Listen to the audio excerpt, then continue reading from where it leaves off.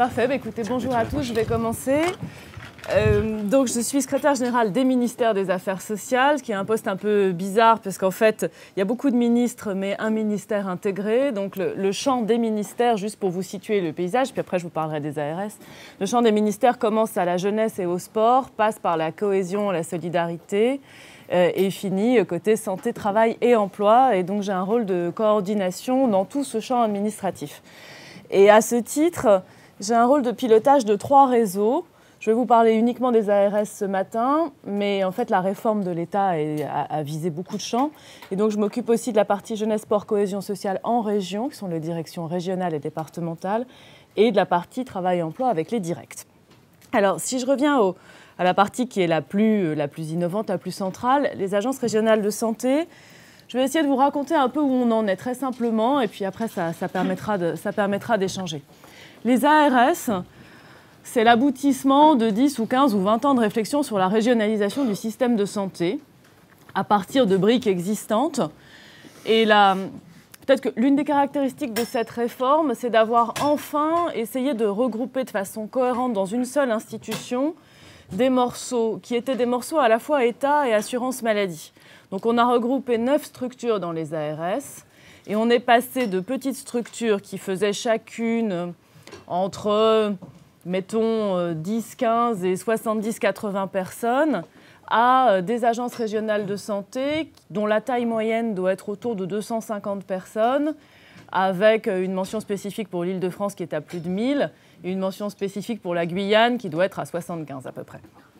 Donc il faut voir, parce que c'est très important, que pour les personnes qui sont dans ces structures, donc dans ces agences, on est vraiment passé de toutes petites boutiques où chacun maîtrisait son morceau du système de santé, qui la prévention dans les groupements régionaux de prévention, qui l'hôpital dans les ARH, qui la supervision de la médecine de ville, en tout cas d'une partie de la médecine de ville dans les URCAM, à des espèces de grosses structures régionalisées dont l'équipe de direction, qui évidemment aux commandes a une vision transversale, a des relations complètement différentes avec les agents qui sont à l'intérieur.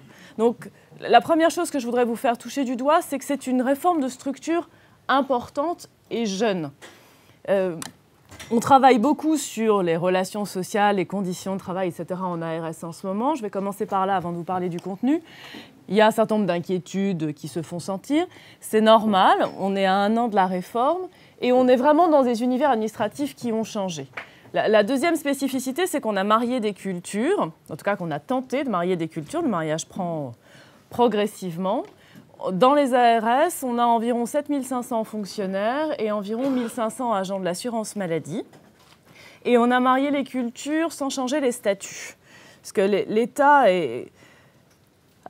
quand l'État fait des réformes de structure, dans certains cas, on aligne par le haut. Ça s'est fait dans d'autres réformes où on trouve un peu de marge de manœuvre pour essayer de donner un peu de grain à moudre aux négociations internes. Là, on a fait une réforme vertueuse, si je peux dire.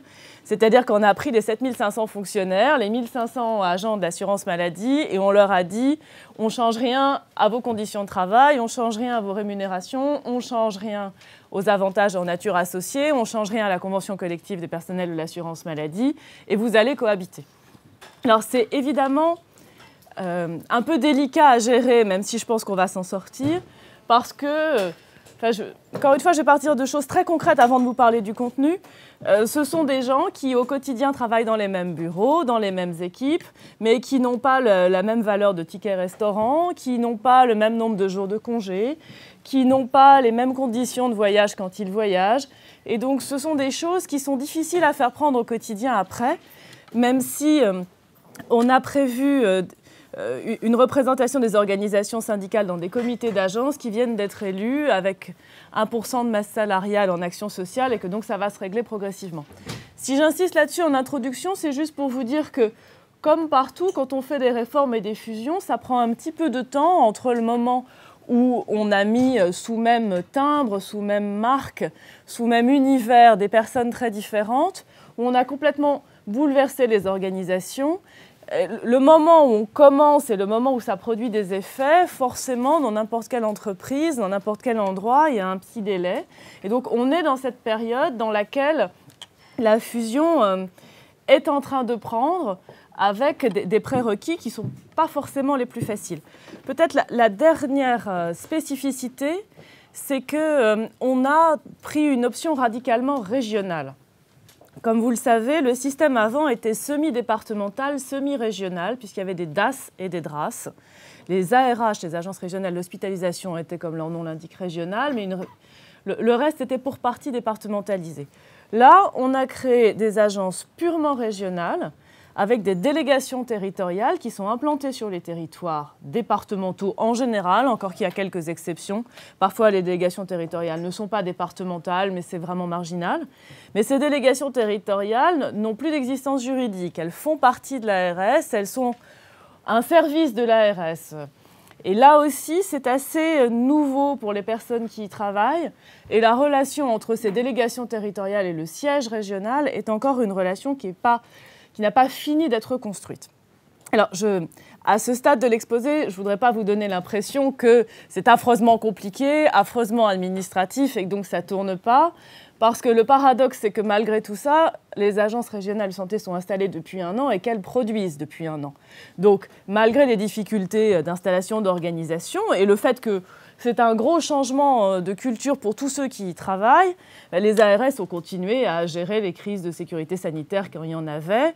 Les ARS ont continué et ont développé la restructuration hospitalière, commencent à travailler à une offre pour les professionnels libéraux, etc. Donc, pendant ces travaux de construction, les ARS tournent.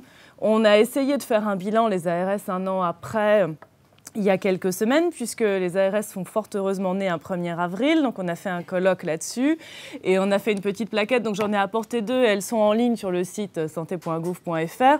On voit qu'en 1 an, on n'a pas passé notre temps qu'à regarder l'intérieur des structures et à essayer de se demander comment est-ce qu'on allait pouvoir faire fonctionner tout ça. Les ARS ont produit. Mais je voulais simplement vous faire toucher du doigt le fait que ce sont des réformes de structure lourdes, même pour l'État, et que du coup, forcément, l'unité, la culture commune passera par un projet d'agence dans certaines ARS, par une construction interne commune dans d'autres, et que forcément, ça prend un peu de temps. Alors, les ARS en tant que structure, les ARS, pourquoi faire ? Alors, l'ambition est extrêmement forte. Les ARS ont été créées par la loi HPST, Hôpital Patient Santé Territoire. L'ambition, c'est d'avoir enfin un acteur qui a une vision totale du système de santé en région. Et donc, c'est bâti autour de l'hôpital d'abord, parce que l'acteur qui était probablement le plus avancé dans ce champ-là, c'était les ARH, les agences régionales de l'hospitalisation. Donc la vision régionale de l'hôpital existait. C'est bâti autour du médico-social. Je pense que ça, c'est un vrai gros progrès, parce que jusqu'à présent, il y avait une frontière très étanche entre le monde hospitalier, le monde du soin, et puis le monde médico-social qui était parfois l'aval de l'hôpital, parfois un autre univers géré par des acteurs complètement différents, en tout cas par des acteurs publics complètement différents, alors même que dès qu'on réfléchit en termes de trajet du patient, par définition, le patient ou la personne passe d'un secteur à l'autre. Le médico-social était sous la responsabilité des DAS et des DRAS, était beaucoup plus départementalisé qu'aujourd'hui. Et puis la troisième nouveauté, c'est la ville. Et là, ça nous amène à la question des relations avec l'assurance maladie, dont je vais parler un peu, je ne doute pas qu'il y aura des questions là-dessus. La ville est un champ complètement nouveau pour les ARS, même si certaines structures travaillaient dans le domaine de la prévention. Là, l'idée est d'essayer de construire une offre de santé cohérente qui prenne en compte la totalité des segments de cette offre, et notamment le premier recours et la ville. Et du coup, 1500 agents de l'assurance maladie ont été intégrés aux ARS. La CNAM, comme les 2 autres caisses nationales, font partie du Conseil national de pilotage. Et du coup, l'idée est que les ARS soient des relais de l'action non seulement de l'État vis-à-vis des professionnels libéraux de ville, mais aussi de l'assurance maladie. Alors ça, j'y reviendrai, c'est clairement à construire. La deuxième ambition, donc première ambition de transversalité, vision globale, est-ce qu'on peut construire une offre qui a un sens, qui a une cohérence ?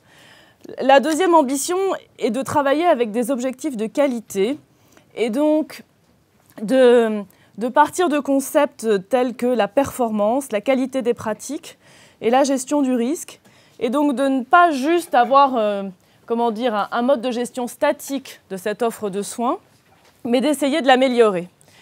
Et ça aussi, c'est relativement nouveau, parce que, pour schématiser, pour caricaturer un tout petit peu, dans le système de santé avant ARS, vous aviez d'un côté des planificateurs et de l'autre des régulateurs financiers.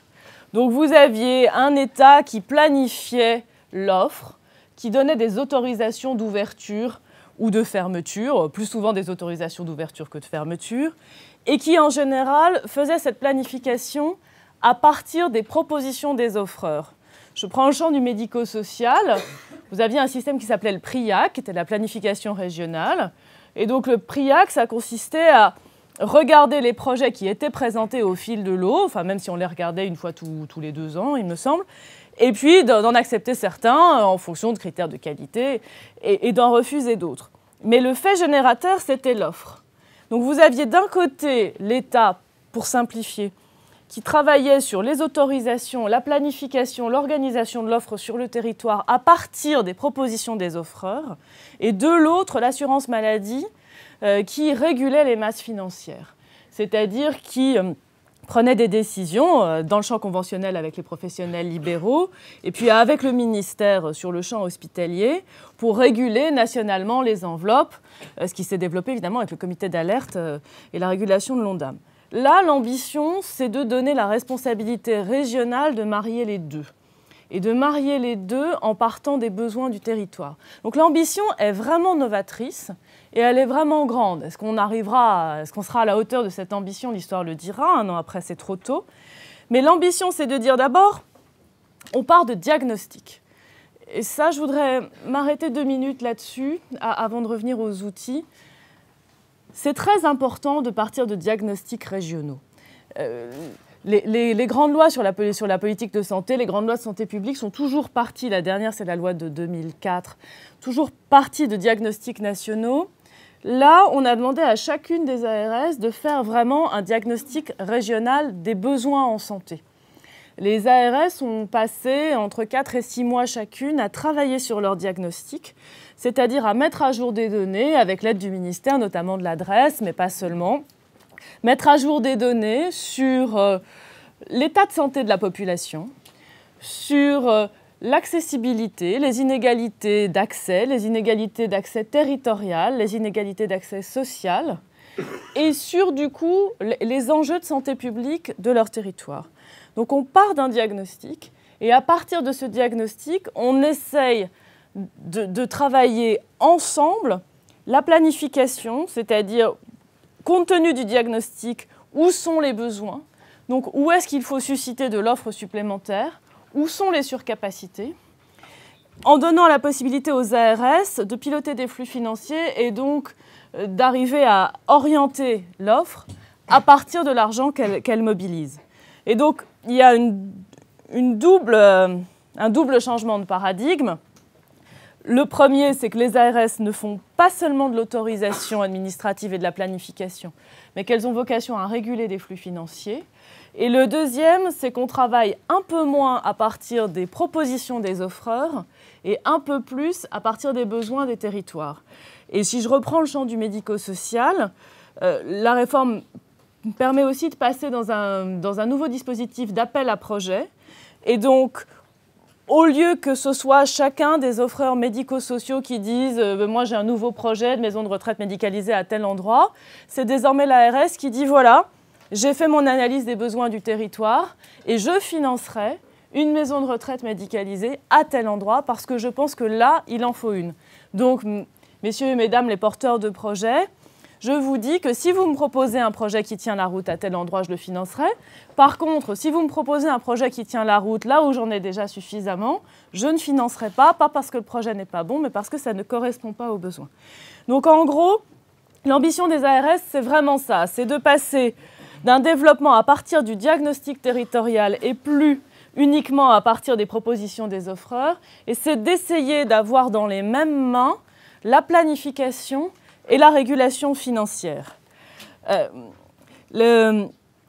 le dernier élément peut-être de contexte que je voudrais vous donner, c'est, mais celui-là vous le connaissez, c'est la très très forte contrainte financière. Parce qu'on fait cette réforme non seulement de façon relativement vertueuse dans la gestion interne des ARS, mais la gestion interne des ARS, c'est pas le gros de la dépense du système de santé, mais on le fait aussi dans un environnement financier et budgétaire extrêmement contraint, puisque, comme vous le savez, c'est la première fois cette année qu'on respecte l'Ondam.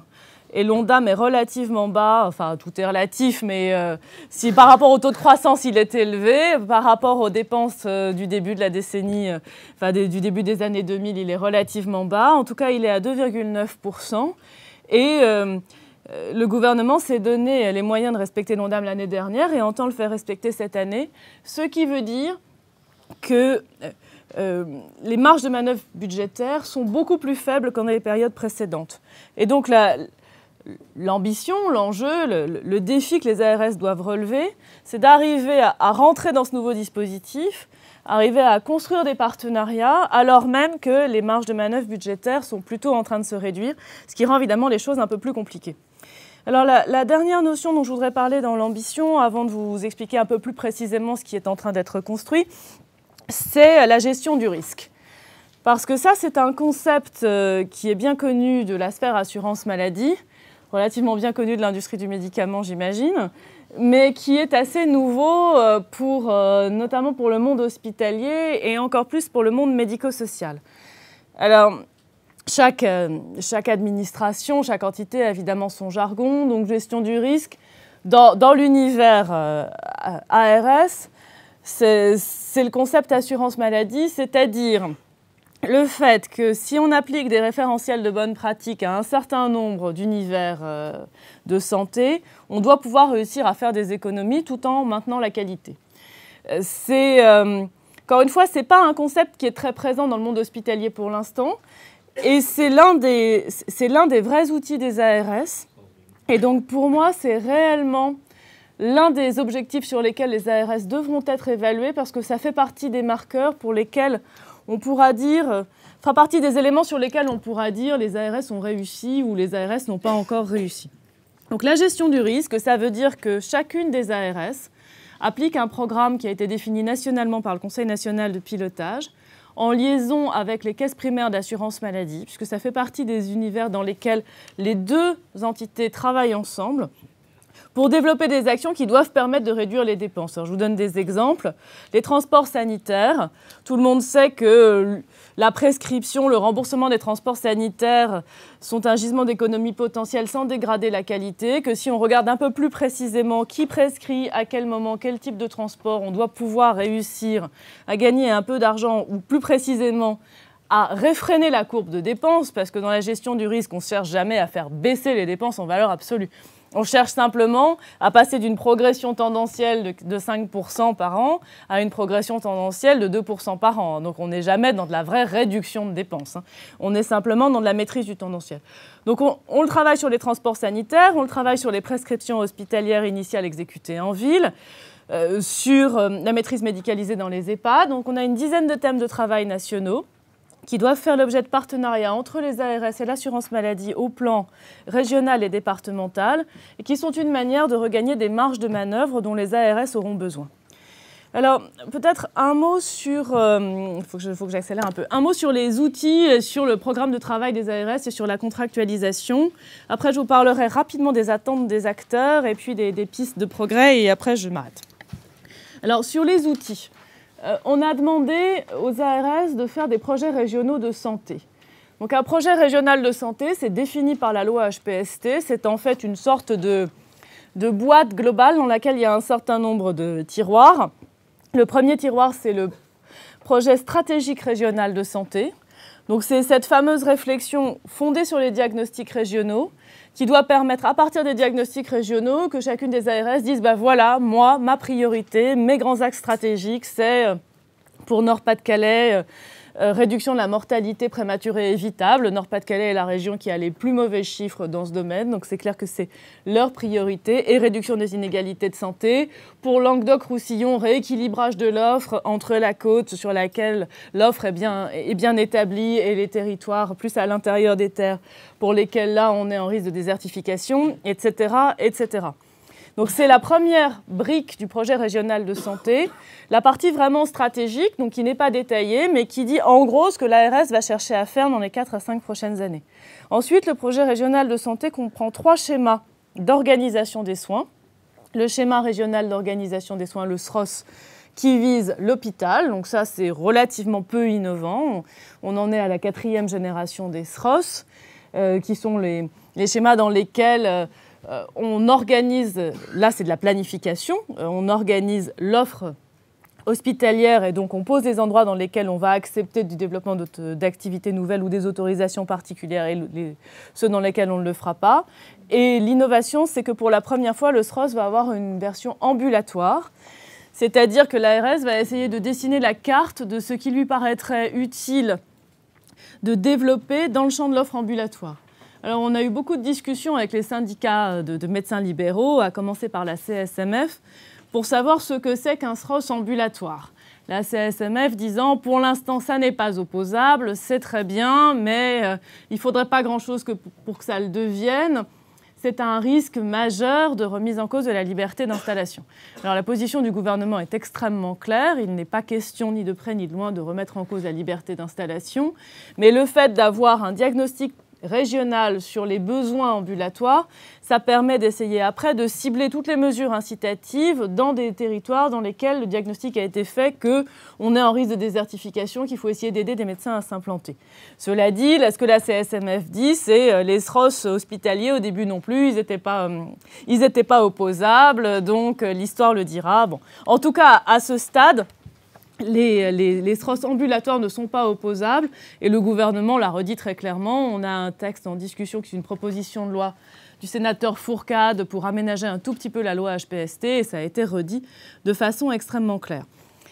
Le SROS, c'est l'un des 3 schémas que les ARS ont à construire avec le même schéma dans le champ médico-social et le même schéma dans le champ de la prévention.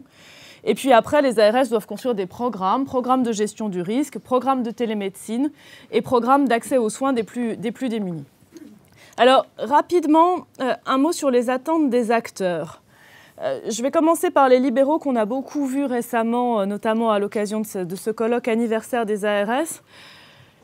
Les libéraux sont assez dubitatifs pour l'instant sur les ARS, même si les discours sont relativement mesurés, en disant attendons de voir, nous avons des problèmes concrets, des besoins d'aide à l'installation, des projets à construire, une démographie pas forcément favorable, une permanence des soins difficile à organiser, donc on jugera sur pièce.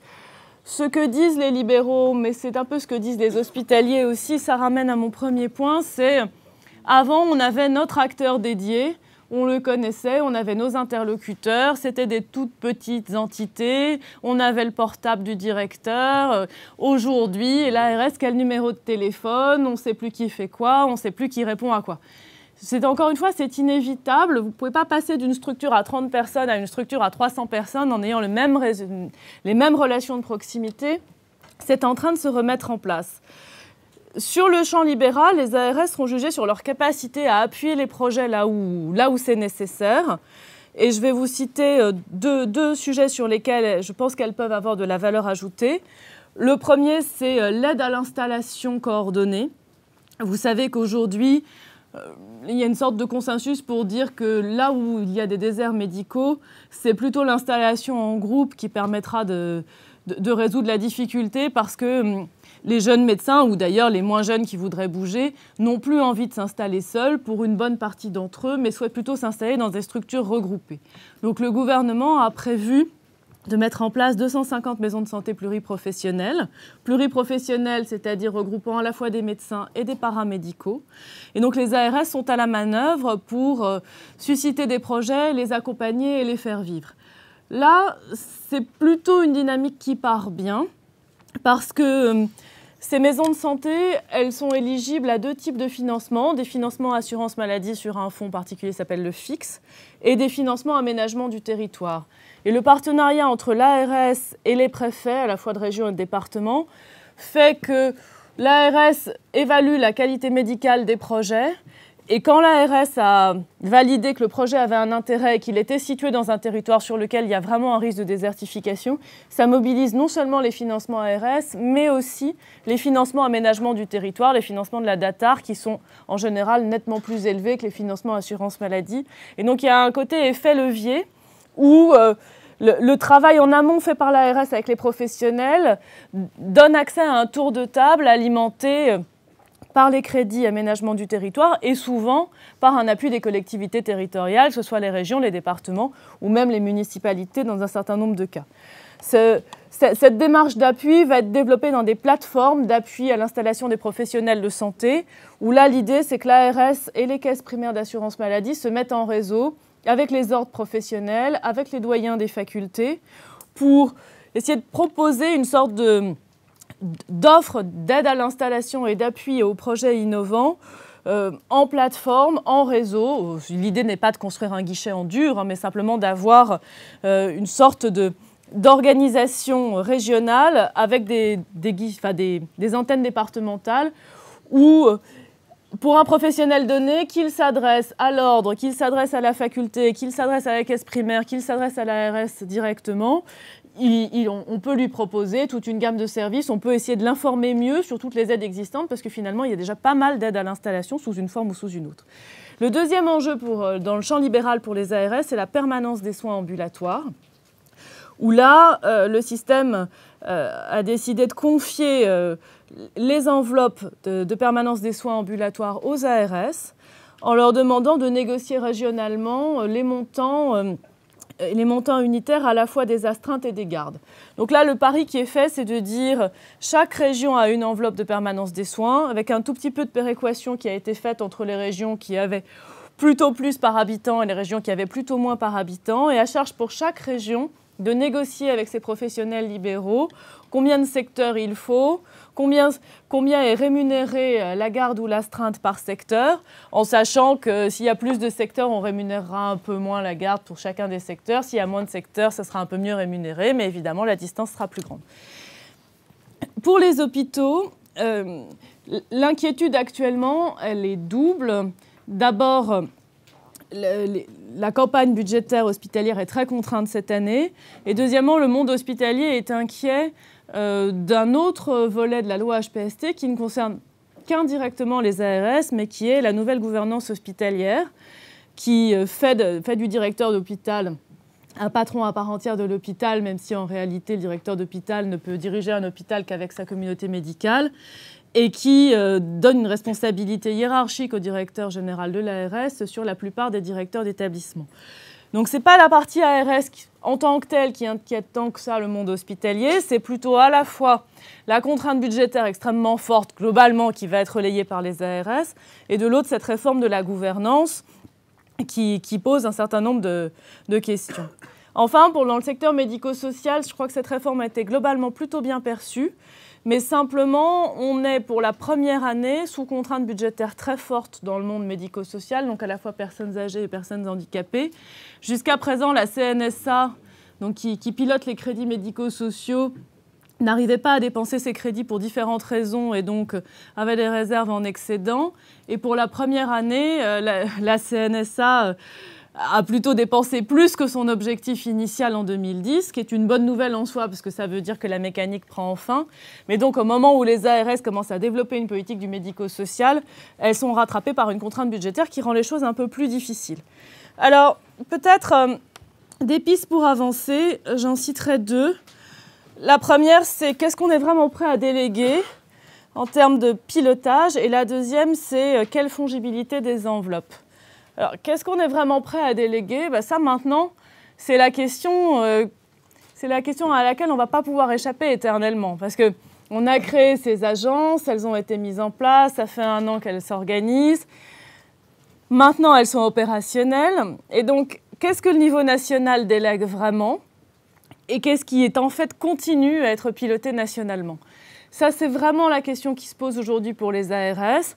Le Conseil national de pilotage que j'anime par délégation des ministres valide la totalité des instructions qui sont données aux ARS. L'enjeu, c'est d'arriver progressivement à sortir d'instructions très précises, très cadrées, laissant très peu de marge de manœuvre régionale, essayer de donner plutôt un cadre en disant aux ARS, voilà vos objectifs, et puis on en reparlera quand on évaluera vos objectifs. Alors, on l'a fait en signant des contrats pluriannuels d'objectifs et de moyens. On a signé un CEPOM avec chacune des 26 ARS. Ces CEPOM contiennent essentiellement des objectifs de résultats, ce qui est assez nouveau, objectifs de santé publique, augmentation du taux de vaccination Aurore, baisse de l'obésité infantile, réduction de la mortalité évitable sur certains segments, etc. Et des objectifs de maîtrise de dépenses, notamment hospitalières. La difficulté, c'est que pour l'instant, le national a encore un peu de mal à considérer qu'il a signé un CEPOM et que donc il peut laisser les ARS tranquilles et qu'on en reparlera au bout d'un an. Au bout d'un an en évaluation intermédiaire, au bout de 4 ans en évaluation finale.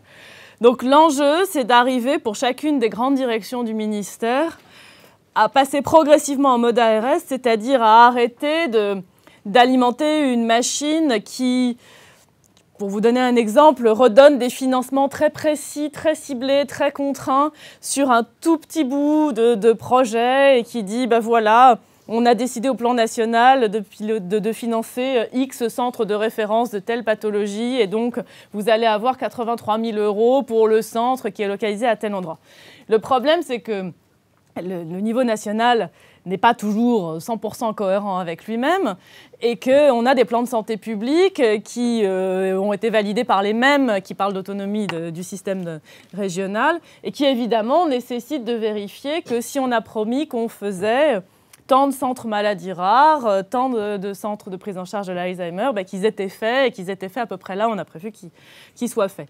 Donc cette articulation nationale-régionale, elle n'est pas encore complètement au point, elle est à inventer. L'existence des ARS va nous aider à l'inventer parce que c'est une corde de rappel qu'on n'avait pas du tout dans la période précédente. Et il est clair que c'est l'un des principaux enjeux que d'arriver à trouver une relation un peu différente entre le national et le régional. Le deuxième enjeu, et je m'arrêterai là, c'est la fongibilité des enveloppes parce que d'un côté, les ARS sont compétentes sur ces 3 champs, libéral, enfin ville, hôpital, médico-social. De l'autre, les crédits sont, eux, très, très cloisonnés. C'est-à-dire que chacun des mécanismes de financement sont totalement en tuyau d'orgue. Et donc, une ARS qui veut développer un projet a du mal à utiliser des fonds excédentaires d'un des univers financiers pour financer un autre projet.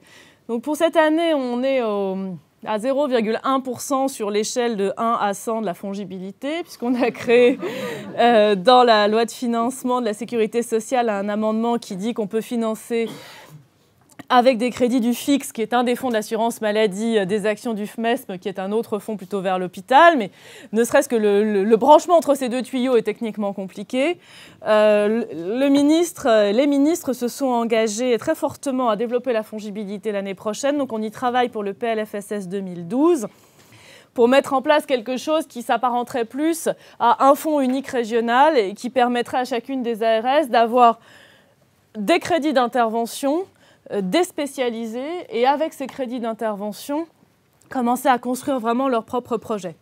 Alors l'étape d'après, il y avait une question tout à l'heure au café, c'est est-ce qu'on va vers des ORDAM ? Alors le ministre s'est clairement exprimé en disant qu'il considérait que pour l'instant on en était à la question de la fongibilité et qu'il fallait d'abord qu'on progresse vers cette fongibilité. La notion d'ORDAM, c'est de dire on délègue vraiment une enveloppe de dépenses de santé, tous secteurs confondus, à chacune des ARS. Et après, dans cette enveloppe fermée, elle régule. On n'en est pas là. Je pense que déjà, si cette fongibilité se met vraiment en place, on aura beaucoup progressé.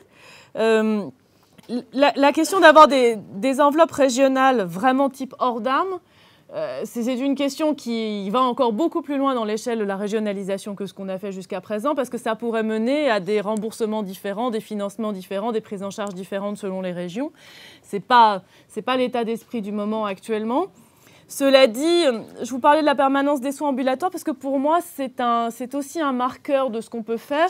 La permanence des soins ambulatoires, chaque région négociant, ça veut dire que la garde ou l'astreinte ne sera pas payée exactement la même chose dans une région et dans une autre.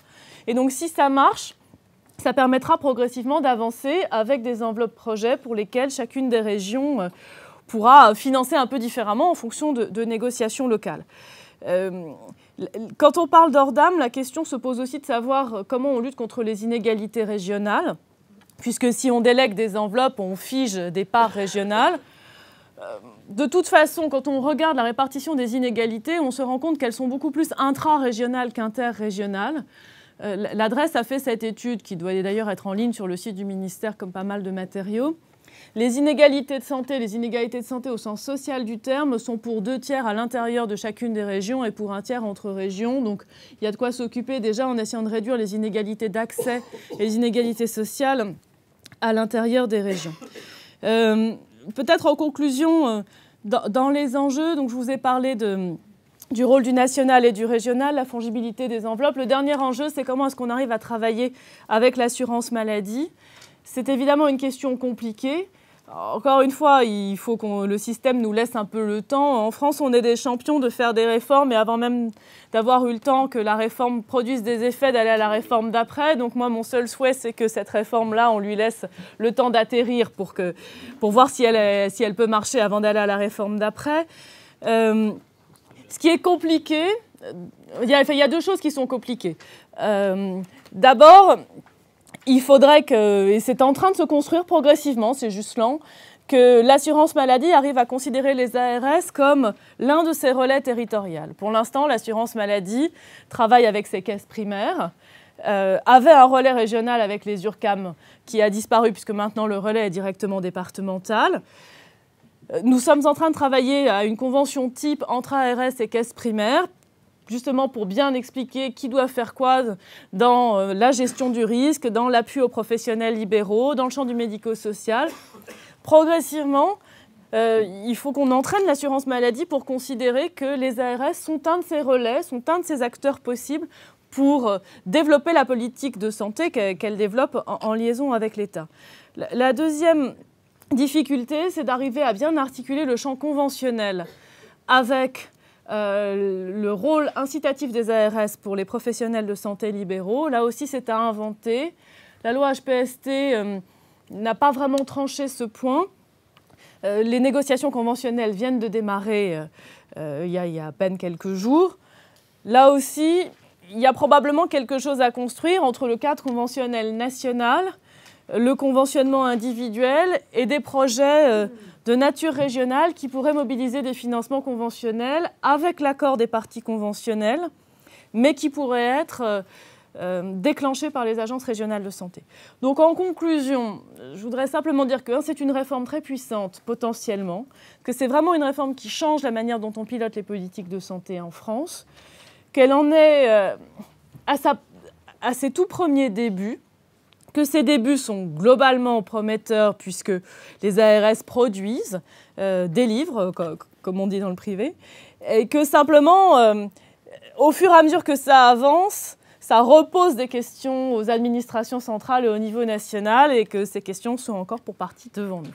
Je vous remercie. Merci beaucoup.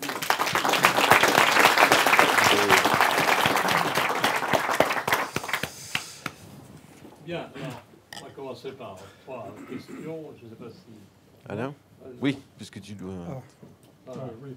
Alors, il y a deux... Alain Marié du quotidien du médecin. 2 mots que je n'ai pas entendus. C'est conseils régionaux et conseils généraux. Certains se sont émus au début là. Oui, ça marche. Ça marche ou pas? Oui, c'est fait pour enregistrer. Bon. Non, mais c'est pas fait pour que vous entendiez, c'est fait pour enregistrer. Donc oui, 2 mots que je n'ai pas entendus. Donc c'est conseils régionaux et conseils généraux. Vous savez que notamment les derniers jouent un rôle. Vous avez parlé de déserts médicaux. Certains conseils généraux ont été très proactifs pour essayer de résoudre leurs problèmes. Ils financent les EHPAD en partie. On pourrait citer différentes actions. Et on voit mal encore aujourd'hui comment les actions des ARS vont se coordonner avec ces initiatives locaux-régionales. Est-ce qu'il y a des signes d'amélioration dans ce domaine? Alors, vous avez raison. j'avais prévu de parler de tout ce qui est concertation et démocratie sanitaire et ça m'a échappé dans le fil de l'exposé. Je les ai simplement cités quand j'ai parlé des maisons de santé pluriprofessionnelles en disant que les tours de table intégraient aussi les collectivités territoriales. L'un des enjeux, c'est d'arriver à avoir une relation pour chacune des ARS avec non seulement la région qui est assez peu présente en théorie sur le champ santé, encore que la région a les formations paramédicales qui sont un élément important du dispositif. Et puis la région est compétente sur tout ce qui est transport.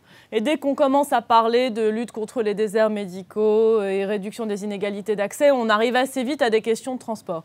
Donc la région est importante. Et puis les conseils généraux, évidemment, sont très importants puisque c'est eux qui financent une bonne partie du médico-social. Il y a deux éléments de réponse à la question. Le premier, c'est les instances officielles de concertation qui ont été créées avec les ARS. La CRSA, qui est la Conférence régionale santé et autonomique, une instance de concertation volumineuse, puisqu'il y a près de 100 personnes dans les CRSA, avec un collège collectivité territoriale, un collège usager, il y a 7 ou 8 collèges. Et puis les conférences de territoire. Alors, je n'ai pas eu le temps de parler de la territorialisation. En fait, une fois qu'on dit qu'une ARS est compétente sur le territoire régional, c'est très grand. Alors évidemment, ça dépend des régions, mais c'est potentiellement très très grand. Et du coup, chaque région a adopté des territoires de santé qui sont dans à peu près un peu plus de la moitié des cas des départements, justement parce que le ressort médico-social, c'est le département, et dans d'autres cas qui sont un peu plus innovants et donc qui ne recoupent pas les frontières du département. C'est vrai en Limousin, où le territoire de santé est unique, c'est vrai dans le Nord-Pas-de-Calais, où Daniel Lenoir a découpé différemment parce que les bassins ne sont pas les mêmes, etc. Et donc, à chacun de ces territoires correspond une conférence de territoire qui a pour objet de créer un lieu de concertation de proximité où on peut travailler le diagnostic régional, territorial et les besoins. Donc ça sont les instances de concertation officielles. Après, chaque ARS est réputée avoir une relation directe, particulière avec chacun de ses présidents de conseils généraux et son président de région. Alors là encore, elles ne sont pas toutes égales. Vous avez des ARS à 8 départements. Donc avec 8 départements, la relation est peut-être un petit peu plus longue à établir que des ARS bidépartementales. Mais quand les ARS font leur schéma d'organisation médico-sociaux, elles le font systématiquement, là ils sont en train d'être construits, en liaison étroite avec les conseils généraux, parce que sinon, de toute façon, ça ne marchera pas. Si je prends l'exemple de la Bourgogne, la présidente ou la vice-présidente de la CRSA est une vice-présidente du conseil régional. Et la Bourgogne a un partenariat très bien établi avec les élus, régions et départements. Et donc, elle travaille tout ça en bonne intelligence avec les élus. C'est vrai que j'ai parlé des attentes des acteurs et que je n'ai pas parlé des attentes des élus. Et les élus sont un peu dans la même philosophie que les autres, c'est-à-dire inquiétude sur le fait qu'en passant au niveau régional, on perde dans le contact de proximité. Et donc, c'est à chacune des ARS d'arriver à trouver sa relation avec ces élus de proximité.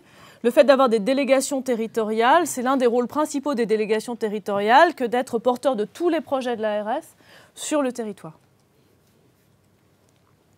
Oui, Emmanuel, je suis content que vous parliez de cette notion de territoire parce qu'il me semble que derrière ce terme, effectivement, il y a eu beaucoup d'ambiguïté dans la loi HPST parce que ça mélange à la fois en fait un niveau d'administration, on pourrait dire, et de régulation, et une notion plus générale qui est de dire quel est l'espace pertinent pour organiser les soins et répondre aux besoins de la population. Et en faisant des territoires dans la loi, des éléments plutôt d'administration et de démocratie sanitaire, on a probablement peut-être bloqué un peu l'imagination des ARS du point de vue de la planification.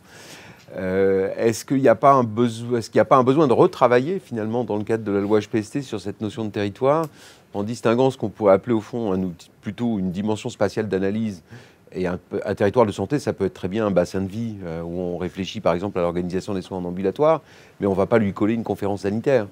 Et puis la notion plus, on pourrait dire, administrativo-démocratie sanitaire. Donc est-ce qu'il y a eu un travail là-dessus fait, notamment dans le bilan qui a été fait des ARS? Parce que je pense qu'il y a eu de la confusion, en fait, au niveau, pour en avoir discuté avec les gens en ARS, il y a un peu une confusion entre les deux. En fait, effectivement, il y a deux idées du territoire qui se mélangent un peu. Il y a l'organisation administrative. Les ARS ont des délégations territoriales. Elles en ont en général une par département, sauf exception. Et elles définissent des territoires de santé qui sont la maille administrative de base pour laquelle elles produisent leurs projets et leurs schémas. C'est-à-dire que quand vous avez un territoire de santé, chaque schéma doit citer explicitement ce qu'il entend faire sur le territoire de santé. Donc c'est la maille administrative. Cela dit, je crois qu'à peu près toutes les ARS ont réfléchi en plus petit. C'est-à-dire qu'elles ont à peu près toutes subdivisé leur territoire administratif en territoire de proximité. Alors les mots ne sont pas les mêmes, il faudrait qu'on regarde si ça a un sens d'harmoniser le vocabulaire. Mais elles ont toutes, je reprends Aquitaine ou Midi-Pyrénées ou Languedoc-Roussillon, sont des ARS qui doivent avoir 4 à 5 territoires au sens administratif et qui ont toutes défini une vingtaine de territoires de proximité qui sont des bassins sur lesquels elles réfléchissent finement sur les maisons de santé pluriprofessionnelles, sur l'appui à l'installation, sur les inégalités d'accès. Et c'est plutôt sur ce type de territoire qu'elles vont travailler pour la permanence des soins, sachant que la permanence des soins elle-même a sa territorialisation, qui sont les secteurs de garde, et que ce n'est pas toujours les mêmes. Donc effectivement, je pense qu'il faut bien séparer la maille administrative, le territoire comme premier niveau de planification et donc de concertation, et le territoire de proximité, plus petit, c'est entre 15 et 30 peut-être par ARS, il y en a peut-être un peu plus en Île-de-France, mais le territoire plus petit qui est vraiment l'unité de réflexion qui, elle, n'a pas besoin de générer une conférence ou un outil administratif. Donc ça peut être qu'effectivement, il faudra clarifier les mots. Toujours un peu dans le même esprit, quel retour vous avez eu justement quand vous avez travaillé sur ce bilan de la mise en place des conférences régionales de santé et d'autonomie et éventuellement des conférences de territoire? Est-ce qu'elles ont déjà travaillé ou est-ce qu'elles attendent finalement que les propositions de PRS soient faites? Elles attendent un petit peu l'arme au pied pour délibérer et jouer leur rôle? Alors non, les deux niveaux sont installés. Alors sur les CRSA, moi j'ai rencontré les présidents de CRSA il n'y a pas très longtemps. Passé les problèmes de mise en œuvre et de moyens, ils sont globalement contents et dans une dynamique. Tous les présidents de CRSA m'ont dit qu'ils étaient très étroitement associés aux travaux, notamment sur les diagnostics et sur les plans stratégiques. Les CRSA, donc c'est des grosses machines aussi, 100 personnes, donc elles se réunissent pas très souvent en plénière. Par contre, elles se réunissent très souvent en commission groupe de travail. En général, les projets régionaux de santé sont travaillés avec des groupes de travail thématiques des CRSA.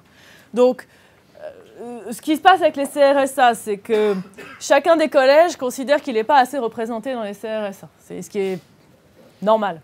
Donc évidemment, chacun des groupes dit on est 5, on est 8, dans un truc à 100 personnes, comment vous qu'on se fasse entendre. Cela dit, on retrouve une capacité à travailler en commission, en groupe de travail, et donc elles sont toutes installées, elles ont été installées en gros entre septembre et octobre, donc elles ont 6 bons mois de fonctionnement. Ce qui marche inégalement, mais très très bien dans certaines régions, c'est les conférences de territoire. Où là, personne n'était trop sûr de savoir si c'était une bonne ou une mauvaise idée. Et les conférences de territoire qui reproduisent, sur un territoire de santé plus petit, qui est au maximum départemental et parfois plus petit, de la concertation, les échos qu'on en a, c'est on n'avait jamais eu l'occasion de se réunir sous ce format-là, professionnels libéraux, professionnels hospitaliers, acteurs du médico-social élus.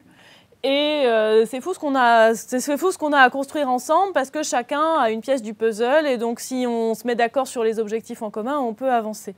Alors ça, comme tout, c'est quand même assez dépendant des hommes. Donc c'est dépendant des femmes, des personnes qui animent.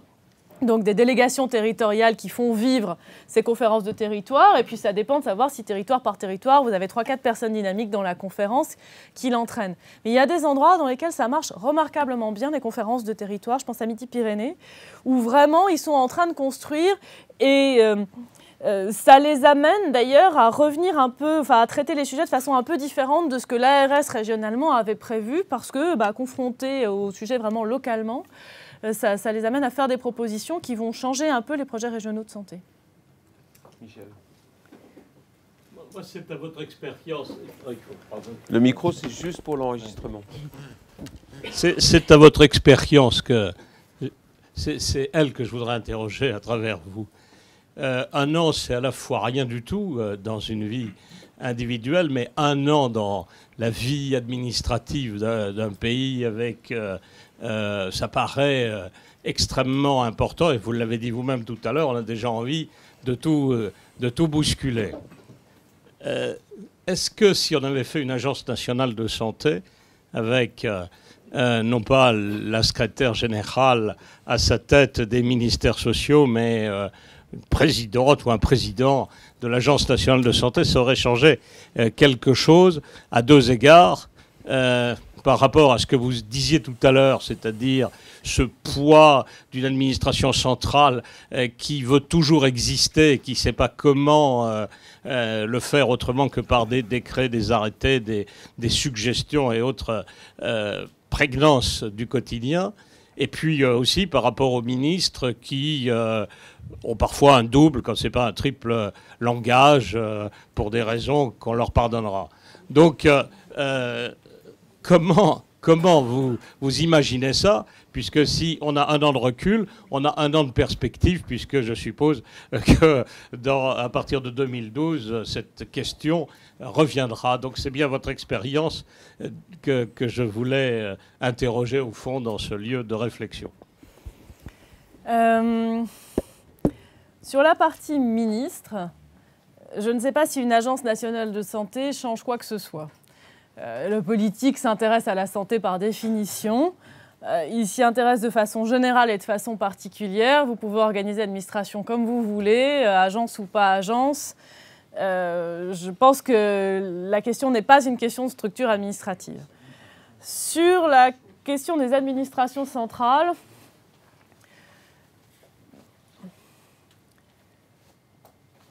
c'est effectivement la question qui se posera probablement dans un an, de savoir si, maintenant qu'on a unifié régionalement, il faut totalement unifier nationalement. Je pense que soit on arrivera à faire tourner le système tel qu'il est, c'est-à-dire finalement, est-ce que les directions d'administration du ministère passent progressivement vers un pilotage plus par objectif, un peu moins par consigne très précise. Donc il y a une hypothèse dans laquelle on arrive à entraîner les directions du ministère là-dedans et où la CNAM s'appuie progressivement de plus en plus sur les ARS pour construire. Auquel cas, on n'aura pas besoin d'un Big Bang de structure nationale. Si vraiment on n'y arrive pas, ben là la question se reposera, mais pour moi la question de l'Agence nationale de santé, c'est d'abord la question de savoir comment on positionne l'État et l'assurance maladie dans le pilotage du système, beaucoup plus que la question de savoir comment on positionne l'administration et le politique. Et ça, c'est une question qui est quand même relativement compliquée, parce que si on fait une agence nationale de santé, soit ça finit par être une espèce de CNAM, de super CNAM, mais ça change quand même totalement les relations entre l'État et l'assurance maladie en renvoyant vers la CNAM la totalité de la mise en œuvre de la politique de santé. Soit on fait l'inverse, et d'une certaine manière, on nationalise l'assurance maladie, et les partenaires conventionnels et sociaux, d'ailleurs, ne sont pas du tout prêts à le faire. Donc, cette contradiction qui est fusionner la CNAM et les directions d'administration centrale du ministère de la Santé dans quelque chose, quelle que soit la manière dont on l'appelle, ça pose quand même des questions de principe très lourdes, et tellement lourdes que finalement le choix a été fait d'essayer de travailler avec une simple coordination. Donc c'est sûr que coordonner tous ces acteurs, c'est un défi. Bah, voilà, on a un an et demi pour montrer que ça peut tourner comme ça et que le système produit ce qu'il a à produire et que les ARS sont capables de faire ce qu'on leur a demandé de faire et qu'on n'est pas schizophrène entre ce qu'on demande aux ARS d'un côté et ce que le national fait de l'autre. Si la schizophrénie est trop grande, oui, la question se reposera. Il n'y a qu'une façon d'avoir réglé ce type de difficulté, ça a été la décentralisation. Parce que la régionalisation, c'est depuis 1863, c'est un marteau qui frappe, simplement le manche est un peu plus court, quelle que soit la distance. Donc, est-ce que ce n'est pas aussi, à moyen terme, une solution par rapport au problème des financements dont vous avez rappelé tout à l'heure, l'encadrement nécessaire, mais en même temps, on est en France, il y a quand même quelques moyens. Simplement, chacun bloque sur le fait de les partager avec d'autres ou de mieux les rationaliser, si j'ose dire. Comment vous réagissez par rapport à ça? C'est un mot totalement tabou, cette idée de décentralisation, au sens des collectivités locales, par ailleurs. Je ne parle pas de la déconcentration baptisée décentralisation, qui n'en est pas une. Non, mais là, on n'est pas dans une réforme de décentralisation. D'ailleurs, je crois que personne n'a présenté cette réforme.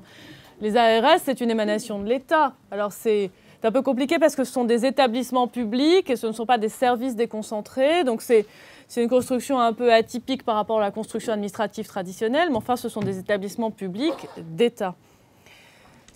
Pour moi, le sujet, c'est quand même plus l'intégration progressive avec l'action de l'assurance maladie. Et je ne vois pas comment on décentralise l'assurance maladie. Donc, pour moi, le sujet n'est pas tellement dans la décentralisation, parce que la décentralisation, ça vise des crédits État, c'est-à-dire en gros, on dit ce qui était une compétence de l'État devient une compétence des régions au sens collectivité territoriale.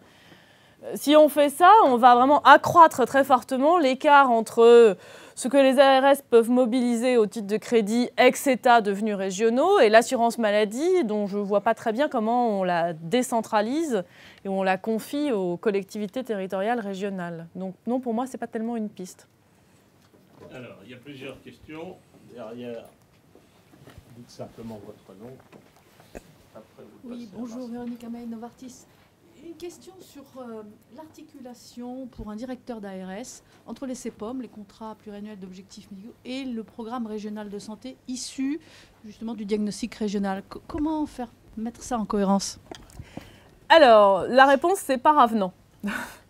Dans un monde cohérent, on aurait commencé par faire des projets régionaux de santé et ensuite on aurait contractualisé entre le Conseil national de pilotage, donc État, assurance maladie et ARS, en disant vous avez fait votre projet régional de santé, vous vous êtes donné tels objectifs, on endosse vos objectifs et donc ce sont ceux-là qu'on vous donne et vous serez évalué là-dessus. Simplement, les PRS, ça va prendre un certain temps à construire puisque ça a commencé avec le début des ARS et le calendrier qui a été redonné indicativement par les ministres, c'est d'essayer de finir à la fin de cette année avec le cas échéant, un peu de délai de concertation supplémentaire si c'est nécessaire. Parce que la grande crainte des acteurs territoriaux, c'est justement que les projets régionaux de santé ne soient pas vraiment concertés, qu'il y ait une sorte de simili-concertation parce qu'on est obligé d'aller vite et que du coup, ils soient très imposés, tel le marteau avec son manche, très imposés par les ARS aux acteurs locaux. Donc si on veut donner aux ARS le temps de concerter, comme c'est quand même assez massif, la partie stratégique est plus légère, mais la partie schéma d'organisation est plus massive. Il faut laisser du temps et donc les premiers projets régionaux de santé seront définitivement bouclés à la fin de cette année, dans 6 bons mois, et puis ça va s'étaler un peu en 2012. Donc les ARS ayant commencé à vivre il y a 1 an, c'était difficile d'attendre que la contractualisation entre niveau national et niveau régional attende la signature des projets régionaux de santé. Donc on a dit qu'on le ferait par avenant. Donc on s'y est engagé, c'est-à-dire que chaque fois qu'une ARS adopte son projet régional de santé, on regardera si il y a quelque chose dans son contrat entre État et ARS qui est obsolète parce que les objectifs ne sont pas les mêmes, parce que l'ordre des priorités a changé, parce que l'ARS s'est donné des objectifs plus ambitieux dans un domaine et moins ambitieux dans un autre. Donc c'est comme ça qu'on traitera le sujet pour cette vague-là. Pour les prochains, on aura mis les choses dans le bon sens. Martial Olivier Carrette, médecin généraliste. Je fais partie de ceux qui ont salué l'arrivée des ARS et qui soutiennent la réforme. L'impression des acteurs de terrain, c'est qu'après 1 an d'ARS, il ne s'est rien passé de nouveau dans le champ ambulatoire. Ma première question, elle porte sur la permanence des soins. Vous créez une enveloppe régionale. Pourquoi ne pas mettre les services portes dans cette enveloppe régionale, alors qu'à 90% c'est les mêmes patients, et lorsque je les régule dans le cadre de ma garde, ils me contournent et ils obtiennent à l'hôpital ce que je n'ai pas voulu leur donner. Ma deuxième question, elle porte sur le SROS. Vous avez parlé de diagnostic. L'idée du SROS ambulatoire, c'est un diagnostic partagé entre les professionnels et l'ARS qui permet d'élaborer ensemble des objectifs et qui, en termes de conduite de changement, est garant de l'adhésion des professionnels à la politique menée. Pour autant, est-ce que vous nous demandez vraiment de terminer les SROS pour fin mai, ce qui aboutit à un diagnostic des services qui doivent être partagés par les professionnels de ville? utile. Et enfin, ma dernière question, c'est si la représentation des professionnels reste sur le même discours. Les professionnels sur le terrain, eux, sont demandeurs de regroupement, de nouvelles pratiques coopératives. Et dans ce cadre, pour construire des équipes dans plusieurs régions, on n'a pas de réponse aujourd'hui avec des NMR qui concernent quelques dizaines de projets, très peu, et des fixes qui se contentent de renouveler les projets anciens et qui n'ouvrent pas des projets nouveaux. Donc est-ce que les fixes vont réouvrir, excusez-moi, et est-ce qu'on va avoir des outils pour pouvoir construire sur le terrain, effectivement, des regroupements et des nouvelles pratiques? Alors, sur la permanence des soins ambulatoires, pour l'instant, les enveloppes sont séparées, c'est-à-dire qu'il y a une enveloppe de financement issue des financements assurance maladie classique sur la permanence des soins ambulatoires, et par ailleurs, à travers le financement hospitalier, les ARS financent les urgences et les services portes. Ce serait effectivement la logique que maintenant que c'est le même acteur qui, d'une main, pilote l'enveloppe PDSA et de l'autre, pilote l'enveloppe urgence hospitalière, commence à réfléchir à la carte. Et donc l'idée d'avoir des schémas d'organisation, c'est quand même cette idée-là de mettre sur un même schéma l'offre hospitalière et l'offre ambulatoire. Je pense qu'on n'a pas forcément besoin d'avoir créé une enveloppe financière unique pour le faire. Et s'il y a une impulsion qui vient du terrain pour dire, quand on réfléchit à la sectorisation, au financement de la permanence des soins ambulatoires, il faut réfléchir en même temps à la permanence des soins dans les urgences, à mon avis, les ARS suivront. Enfin, si vous prenez l'ARS Île-de-France, qui a commencé à réfléchir à l'organisation des gardes de chirurgie, etc., c'était un peu dans cette idée-là d'avoir un continuum entre permanence des soins ambulatoires, permanence des soins hospitalières. Donc c'est la première fois que c'est le même acteur qui finance les deux ou qui supervise les deux. Bon, c'est le début, donc l'instruction en permanence des soins ambulatoires, on a mis du temps à la sortir précisément parce qu'on voulait garder des marges de manœuvre, donc ça nous a pris un temps infini à réussir à convaincre tout le monde qu'il ne fallait pas trop border nationalement. Elle est enfin sortie, les ARS commencent. Sur les schémas, non, on a desserré le calendrier, clairement. On dit maintenant, adoption des schémas si possible fin de cette année, et s'il faut plus de temps, ça prendra plus de temps. Donc, on demande aux ARS d'avoir une V0 des schémas à un moment ou à un autre pour qu'elles puissent concerter avec les partenaires sur quelque chose et pas sur du vent. Mais entre la première version et l'adoption, le politique a clairement indiqué qu'il souhaitait laisser du temps à la concertation. Donc, il n'y aura pas de pression telle nationale qu'il faut adopter ça trop vite. Sur le fixe, c'est ce dont j'essayais de parler tout à l'heure sur la fongibilité. L'idée serait d'avoir un fonds qui prenne la part régionale du fixe et d'autres parts régionales, d'autres fonds qu'on globalise pour que ça puisse, avec cette masse plus importante, permettre des redéploiements. Le problème, c'est qu'on est dans des enveloppes stables. C'est-à-dire on est dans des enveloppes stables pour ces fonds-là. Un Ondam à 2,9 avec une hypothèse de progression en volume à 2,4 pour l'hôpital, ça fait pour le reste des enveloppes stables. Et donc, financer des nouveaux projets sur le fixe, ça veut dire sortir du fixe des choses qui étaient précédemment financées sur ce fonds. Il n'y a pas de miracle. Et du coup, les ARS vont le faire progressivement, mais là aussi, il vaudrait mieux le faire de façon partagée et de façon collégiale.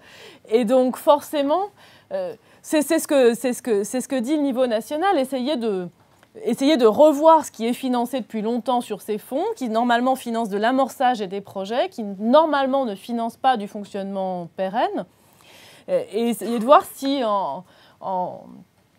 en décidant de ne plus financer un certain nombre de choses, de réseaux notamment qui étaient financés, ça vous redonne de la marge de manœuvre. La partie marge de manœuvre est sympathique, la partie sortie de financement de choses qui étaient précédemment financées est un peu plus difficile. D'où l'idée d'essayer de passer aux nouveaux modes de rémunération. Les nouveaux modes de rémunération sont financés sur le risque. Et donc, ça permet vraiment, au fur et à mesure que les structures basculent dans les nouveaux modes de rémunération, des structures qui étaient financées avant sur du financement de projet, ça leur permet d'être financées sur le risque et donc, du coup, de libérer des crédits fixes. Donc, c'est quand même ça le sens de l'action. C'est un peu compliqué, les nouveaux modes de rémunération. Ça a été lent à se mettre en place. Mais là, maintenant, on a à peu près 150 structures qui sont rentrées dans les nouveaux modes de rémunération, qui sont du financement en complément du financement à l'acte sur des structures coordonnées, justement pour payer le temps de coordination notamment. L'objectif, c'est d'arriver à les développer beaucoup plus massivement dans l'année qui vient, parce qu'avec ça, normalement, on retrouve un peu de marge sur le fixe et donc on peut financer des nouveaux projets. Oui, bonjour, Hervé Drevaux, Stargène. Vous avez évoqué très rapidement le patient à travers le trajet patient. vos ambitions en matière de qualité et de gestion des risques, hein, et les barrières que constituait la non-fongibilité des enveloppes budgétaires. Et je voulais savoir néanmoins s'il y avait des signes d'amélioration en matière de continuité et de coordination des soins entre ville et hôpital. Est-ce qu'il y avait des projets innovants qui se mettaient en place? Oui, il y a beaucoup de projets innovants. Alors, pour être honnête, tous les projets innovants ne datent pas de la création des ARS. Il y avait pas mal d'endroits dans lesquels la réflexion avait déjà commencé sur le trajet des patients. C'est juste plus facile à développer quand on est passé aux ARS. Si je prends la Franche-Comté, par exemple, la Franche-Comté travaille depuis maintenant 4-5 ans à la liaison ville-hôpital, enfin plus précisément hôpital-ville, sur la sortie d'hospitalisation des patients âgés. Ils ont maintenant un partenariat avec les hôpitaux et les SIAD, où quand une personne âgée va sortir de l'hôpital, 24 à 48 heures avant, un diagnostic est fait pour savoir de quels besoins de services infirmiers à domicile la personne, enfin quels seront les besoins de services infirmiers à domicile de la personne, quel est le SIAD qui va y répondre, et donc vérifier que la personne est en capacité de sortir et qu'elle aura les services dont elle a besoin à domicile. Ça, c'est un projet qui marche bien. Pas mal de e-santé qui se développent, Midi-Pyrénées, Basse-Normandie, etc., où là, c'est aussi des projets dans lesquels on travaille à mise en place de consultations à distance entre ville et hôpital pour essayer de laisser les patients là où ils sont et de permettre d'avoir un avis spécialiste à distance. Donc il y a un certain nombre de projets très concrets, oui, qui se mettent en place. Dans certains cas, ils avaient été initiés avant et dans d'autres, ça démarre. Juste pour revenir sur la question de Martial et sur la mise en place des nouveaux modes de rémunération, il est clair qu'on reste quand même dans un schéma où les montages sont nationaux et appliqués au niveau régional. Il n'y a pas de marge de manœuvre, dans le fond, pour inventer des solutions originales région par région. Voilà. Oui. Non, mais je pose la question, parce qu'il peut y avoir... donc pour le moment, il y a un machin dans la loi HPST qui s'appelle le CACS, le contrat d'amélioration de la qualité et des soins, je pense. Pas sûr du sigle. Voilà. Qui est précisément un outil de contractualisation régionale pour inventer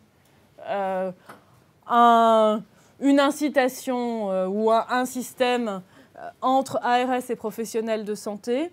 Mais tel que la loi HPST est écrite, ça nécessite un avis des parties conventionnelles. Pas forcément que ce soit... Ce contrat, il peut être national ou régional, puisque cet article, qui doit être l'article 118 de la loi HPST, il dit que ces contrats peuvent être mis en place, soit au niveau national, et donc ils sont signés directement par les parties conventionnelles, soit au niveau régional, auquel cas les parties conventionnelles doivent avoir été saisies et doivent avoir quelque chose comme 2 mois pour répondre, ou 3 mois, quelque chose dans ce goût-là. Et donc, tant que les parties conventionnelles... Pour répondre en donnant un avis qui peut être éventuellement un veto ou pas? Non, qui ne peut pas être un veto, qui est un avis. Simplement, en l'absence de parties conventionnelles, l'outil ne pouvait pas se mettre en place, donc les négociations conventionnelles démarrent. Et du coup, quand la convention sera signée, ça prendra le temps que ça prendra, on sera dans un cadre qui permettra à chacune des ARS de contractualiser sur ce type d'outil.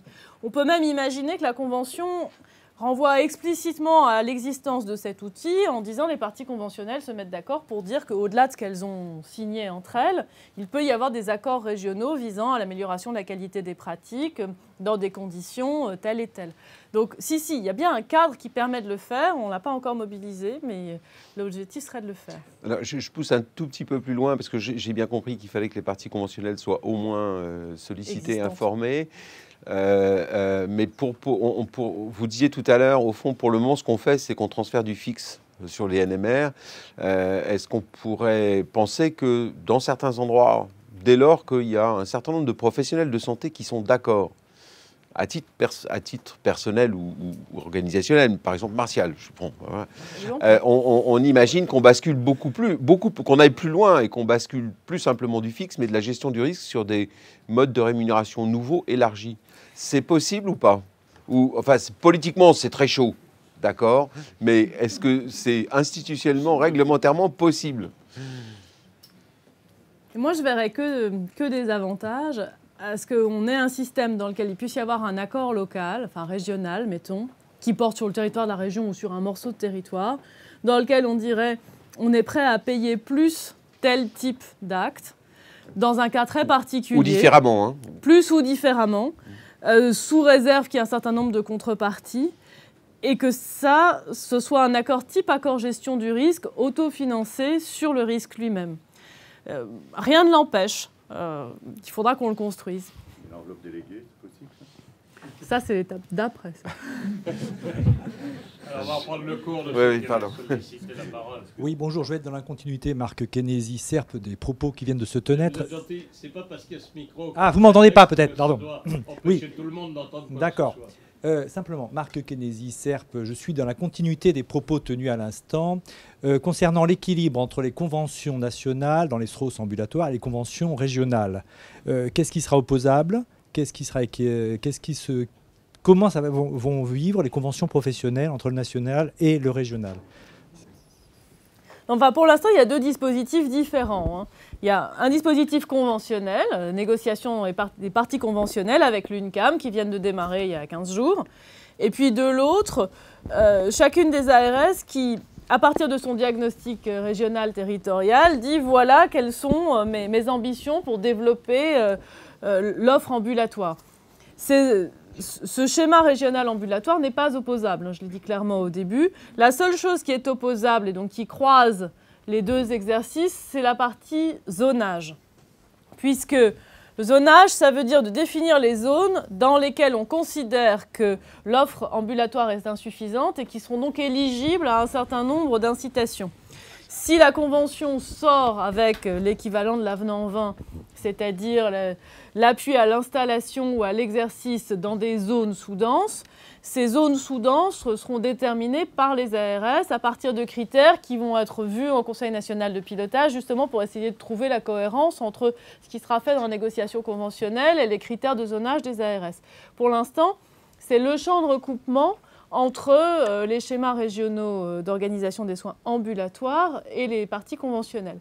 Après, la question qui était posée, c'était est-ce qu'on peut imaginer des projets régionaux dans lesquels il y a des incitations financières prises sur le risque en contrepartie d'engagements de bonnes pratiques ou qui ne seraient pas des engagements de bonnes pratiques individuels, mais qui seraient des engagements territoriaux.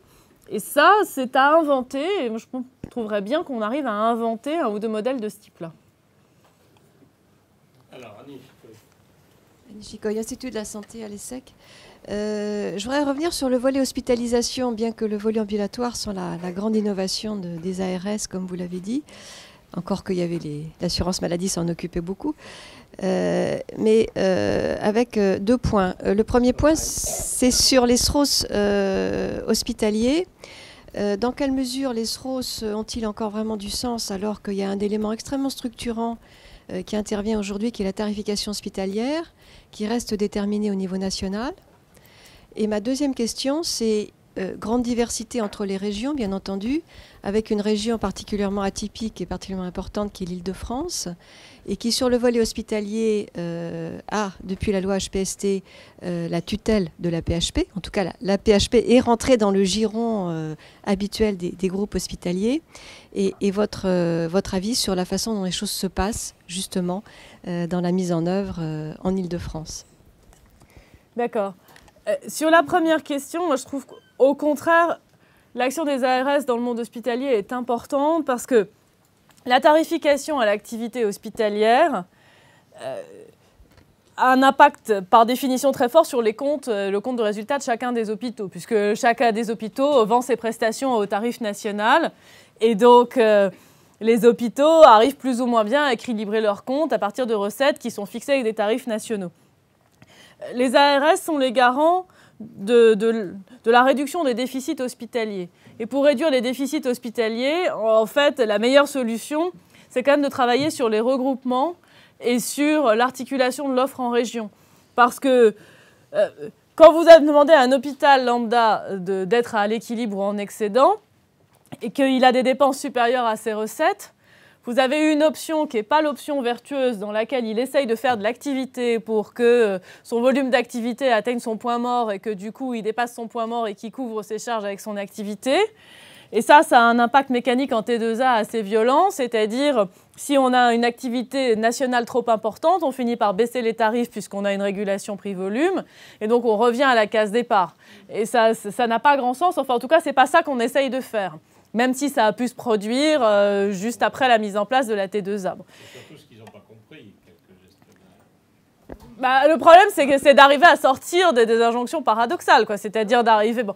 Alors, si on veut éviter cette spirale, bah, dans ce cas-là, il faut se demander si on peut mutualiser les coûts. Et donc, mutualiser les coûts ou mutualiser les activités, ça veut dire aller vers des groupements de coopération sanitaire, ça veut dire aller vers des restructurations hospitalières, ça veut dire avoir des coûts fixes partagés entre plusieurs hôpitaux pour qu'on arrive à retourner vers l'équilibre sans passer par un développement massif de l'activité qui est une impasse parce que le gouvernement ne peut pas laisser l'activité hospitalière cavaler au-delà des niveaux qui ont été initialement prévus. Et donc les ARS sont un acteur indispensable pour travailler avec les hôpitaux, en particulier les hôpitaux qui sont déficitaires, et voir quelle est l'issue et quel type de partenariat. Et donc ça va bien avec le maillage territorial de toute façon, puisque cette réflexion hôpital par hôpital, il faut la croiser avec la réflexion de territoire du besoin, et donc voir où en est l'hôpital, du point de vue de la structure, quels sont les besoins sur le territoire, et comment on articule les deux. Donc pour moi, si les SROS hospitaliers et le rôle des ARS en matière hospitalière, il est particulièrement important maintenant que tout le monde a bien compris qu'on n'allait pas pouvoir faire de la cavalerie sur le volume éternellement. Sur l'Île-de-France, d'abord l'ARS Île-de-France est présente, et donc je ne sais pas si c'est moi qui réponds. Et deuxièmement, c'est sûr que c'est un changement important, puisque avant, la PHP avait une tutelle directement ministérielle, l'ARH participait à cette tutelle, mais n'en était pas pleinement responsable. Maintenant, c'est de la responsabilité de l'ARS Île-de-France. Je crois que ce qu'on peut dire, c'est que l'Odevin prend le problème à bras-le-corps avec son équipe et donc a commencé très clairement à travailler avec la PHP comme un offreur de soins particulier, puisque beaucoup plus gros que le reste de la région, mais comme un acteur de soins qui doit être dans une logique régionale, puisqu'on a beaucoup parlé de la cardiologie interventionnelle, la nécessité de fermer l'un des sites de l'AP, probablement Henri Mondor. C'est évidemment...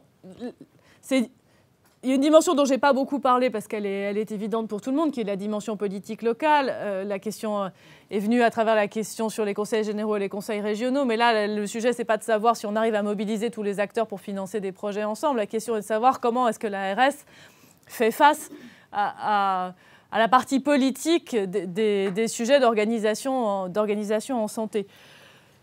C'est probablement particulièrement délicat en Île-de-France. Ça va prendre un peu de temps. Mais en tout cas, l'ARS Île-de-France est partie pour avoir une vision de l'offre hospitalière qui ne soit pas APHP d'un côté et hors APHP de l'autre, mais qui soit bien bassin et territoire par territoire, besoin.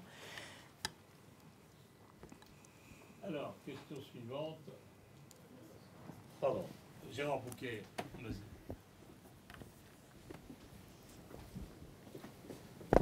Merci, Gérard Bouquet, consultant. Vous avez fait référence tout à l'heure aux organes de démocratie sanitaire, la CRSA et les commissions de territoire. La démocratie politique, comme la démocratie sociale, bénéficie de moyens et de ressources qui sont apportés par leurs membres ou par l'État. Ne pensez-vous pas que pour que la démocratie sanitaire soit vivace, il va falloir inventer également des moyens appropriés ? Ce que je pense, c'est que ça aurait été plus facile de faire ce type de réforme dans des budgets publics en croissance que dans des budgets publics en réduction. Et donc, si on avait fait un autre moment budgétaire de l'histoire de France, on aurait pu créer une enveloppe spécifique démocratie sanitaire qui... voilà, bon. Donc, et ça aurait été beaucoup plus facile pour tous les acteurs, pour les ARS elles-mêmes qui sont les premières à nous dire c'est pas raisonnable qu'on n'ait pas une budgétisation correcte de la démocratie sanitaire, pour les présidents de CRSA et pour tous les membres des instances de démocratie sanitaire, pour le président du CIS, etc. Simplement, on est dans une période dans laquelle les ARS, le fonctionnement des ARS est financé sur un programme budgétaire du ministère, qui est le programme numéro 124. Et ce programme budgétaire, il est en réduction de 5%. Bon. Voilà, comme tous les programmes budgétaires de fonctionnement de l'État, puisque l'État fait vraiment un effort de réduction de ses dépenses. Et donc, je répartis des dotations budgétaires entre ARS avec une base qui elle-même est en réfaction de 5%. Et avec ça, nous finançons des projets immobiliers puisque la quasi-totalité des ARS a déménagé dans des locaux qui permettent de regrouper les agents et qui sont en général des baux privés alors qu'avant c'était dans du domanial, etc. etc. Donc des motifs de dépenses légitimes, j'en ai plein, et des crédits, j'en ai moins. Donc voilà, maintenant qu'on a dit ça, donc la démocratie sanitaire, il faut qu'elle soit payée dans le budget des ARS, avec les moyens du bord. Progressivement, on arrivera peut-être à dégager des marges pour le faire. Pour l'instant, on n'est pas en capacité de le faire. Alors, d'autres questions? D'autres questions? Encore une. À côté, à côté. Ah, pardon. Une question un peu naïve, peut-être moins technique. Enfin, vous avez parlé d'évaluation des besoins au niveau local. Donc, est-ce que ça veut dire qu'au bout d'un moment, on va oublier la politique nationale en matière de la santé et on va se dire que, bon, en Île-de-France, les gens ils ont d'autres besoins de santé que, par exemple, dans la Creuse. Enfin, est-ce qu'il n'y aura pas la France à deux vitesses en termes de besoins de santé? Ou est-ce qu'il y aura quand même une grille d'évaluation nationale, une sorte de référentiel qu'est-ce que c'est que d'être en bonne santé pour un Français? À mon avis, on est très loin d'une France à 2 ou X vitesses. On est encore probablement trop du côté centralisation que pas assez. Ce qu'on a fait sur les objectifs de santé publique, je prends l'accès au dépistage organisé du cancer du sein, où je crois qu'on a une cible nationale à 60% des femmes dans la bonne tranche d'âge, ou la vaccination Aurore, où on a une cible à 95% des enfants vaccinés Aurore. On a une cible nationale. Après, on regarde quelle est la situation de chacune des régions. Si je prends le dépistage organisé du cancer du sein, c'est assez différent d'une région à une autre. Il y a des régions qui sont déjà plus ou moins à 60%. De mémoire, je ne sais plus si la cible c'est 60 ou 65, mais bon, mettons que ce soit 60. Donc on a des régions qui sont déjà à 60 ou quasiment. Donc on leur dit, bah, pour vous, 60, c'est pas assez ambitieux comme objectif puisque vous êtes déjà à 58. Donc ce serait bien que vous arriviez à la fin du contrat pluriannuel plutôt à 65. Et puis on a des régions qui sont très bas, qui sont à 40, 45. Alors d'abord on dit, est-ce que c'est le dépistage organisé qui est très bas, mais en fait il y a du dépistage individuel non organisé, c'est en général les régions urbaines, et donc il faut qu'on regarde si... Quand on additionne les dépistages organisés et pas organisés, est-ce qu'on retombe à la moyenne nationale ou pas? Donc on essaye de comprendre vraiment pourquoi. Et après on dit, bah, si vous êtes à 45, c'est pas raisonnable de vous demander d'être à 60 en 4 ans. Donc on va vous demander d'essayer de réduire l'écart avec les régions qui sont plus en avance, mais vous, votre cible, elle sera plutôt à 55. Et donc on a fait l'exercice sur chacun de ces objectifs de santé publique avec chacune des ARS. On est parti d'une cible nationale, on a contractualisé avec chacune des régions par rapport à la cible nationale, mais un peu au-dessus, un peu en dessous, en fonction de leur situation. Et maintenant, on est en train d'essayer de reconstruire la cible telle qu'on l'a vraiment contractualisée pour voir comment elle se situe par rapport à la cible nationale. C'est-à-dire, si j'ai contractualisé avec 4 régions à 64 et avec 12 régions à 50, est-ce qu'en fait j'ai baissé mon ambition, c'est-à-dire que j'arrive plus à 60 au plan national? Et on y est presque en général. Sur la quasi-totalité de nos objectifs, la consolidation des cibles régionales est assez proche de notre cible nationale initiale. Parfois un tout petit peu en dessous, parfois un tout petit peu au-dessus, mais pas loin, à 2-3% près. Donc on considère qu'on a trouvé un bon équilibre, c'est-à-dire on avait un objectif national, on l'a décliné régionalement, on n'a pas dit 60 au national, c'est 60 pour chacune des régions. On a dit ça dépend de la situation de la région, ça dépend aussi de la prévalence de la maladie concernée. Si vous avez un très gros problème sur cette pathologie-là, eh ben on vous demande d'être plus exigeant que si ce n'est pas trop un problème chez vous. Et quand on reconsolide, on n'est pas très loin de la moyenne nationale. Donc au contraire, on est plutôt en train d'essayer de réduire les inégalités de santé que de laisser s'installer une France à 2 vitesses. Bien, je pense qu'il nous reste un peu de temps pour une question peut-être. Philippe Martin, quid à la française de l'empilage des millefeuilles, organisation, c'est-à-dire des autorités de santé, HAS, INCA, par rapport à ce qui sera déterminé au niveau des ARS, puisque l'INCA donne des indications ou des orientations qui peuvent être suivies ou non, et de même pour d'autres autres autorités. Bon, d'abord, il y a une partie de ça qui va être traitée dans le champ des assises du médicament. Donc, je pense qu'il faut laisser à ces assises le temps d'arriver au bout de leurs travaux, puisqu'elles vont quand même traiter une partie de l'organisation administrative nationale. Après, chacune des agences nationales, donc INCa, HAS, enfin HAS c'est un peu particulier, mais mettons INCa, EFS, etc., ont elles-mêmes des contrats pluriannuels avec l'État. Et maintenant, on vérifie systématiquement ce qu'il y a dans la rubrique INCa et ARS, EFS et ARS, etc., pour voir quel type de relation ces institutions doivent avoir avec les agences régionales de santé. Est-ce qu'on attend qu'elles fournissent des référentiels? Est-ce qu'on attend qu'elles contractualisent?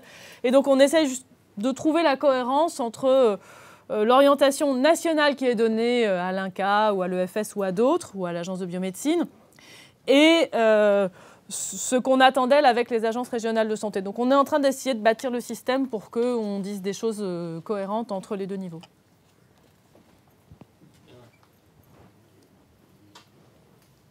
D'autres questions? Écoutez, il nous reste, Emmanuel, à vous remercier de nous avoir consacré du temps. Et je pense qu'il y a eu beaucoup de questions. Et merci de la sincérité de vos réponses. Merci.